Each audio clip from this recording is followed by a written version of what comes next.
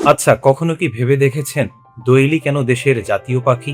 আমকে বেশিরভাগ মানুষ পছন্দ করলেও কাঁঠালই কেন দেশের জাতীয় ফল?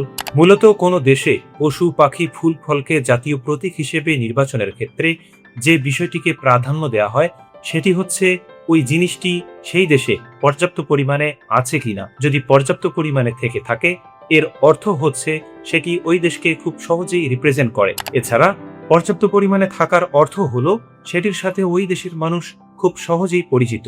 আবার এটিও দেখা হয় আশেপাশের কোনো দেশে সেটি ইতোমধ্যে জাতীয় প্রতীক হিসেবে নির্বাচিত হয়েছে কিনা। শাপলাকে জাতীয় ফুল হিসেবে নির্বাচনের ক্ষেত্রে যে বিষয়টিকে প্রাধান্য দেওয়া হয়, বিশেষ করে বাংলাদেশে এটি বর্ষাকালে খাল বিল থেকে শুরু করে যত্রতত্র জন্মে এবং এটি বিভিন্ন বয়স পেশার মানুষের সাথে খুব সহজেই পরিচিত। এর ফলে জাতীয় ফুল হিসেবে মর্যাদা পায় শাপলা। কিন্তু প্রশ্ন হলো, আমকে রেখে কাঁঠালকে কেন জাতীয় ফল নির্বাচন করা হলো?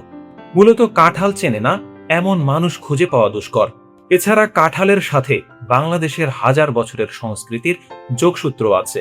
কাঁঠালের আদি নিবাসও বাংলাদেশ কিংবা আশেপাশের এই অঞ্চলে।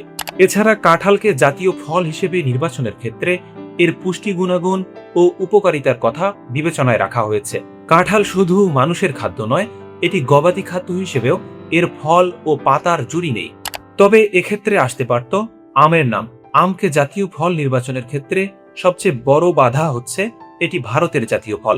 ফলে প্রতিযোগিতা থেকে আম আগেই বাদ পড়ে যায়। আবার জাতীয় মাছ ইলিশের ক্ষেত্রেও একই কথা। বাংলাদেশের মানুষ অন্য কোনো মাছকে না চিনলেও ইলিশ মাছকে ঠিকই চেনে। আর বাঙালি সংস্কৃতির সাথে ওতপ্রোতভাবে জড়িয়ে আছে এই ইলিশ মাছের নাম। প্রতি বছর পহেলা বৈশাখে পান্তা ভাতের সাথে যে মাছটির নাম চলে আসে সেটি হচ্ছে ইলিশ। জাতীয় পাখি নির্বাচনের ক্ষেত্রে বক, দোয়েল, শালিক সহ কয়েকটি পাখির নাম প্রস্তাব করা হয়েছিল, কিন্তু সবশেষ দোয়েলকেই জাতীয় পাখি হিসেবে নির্বাচন করা হয়েছে। এর অন্যতম কারণ হিসেবে বলা যায় পাখিটি শহর গ্রাম থেকে শুরু করে সর্বত্র পাওয়া যায়, তাই দোয়েলকে দেওয়া হয়েছে জাতীয় পাখির মর্যাদা।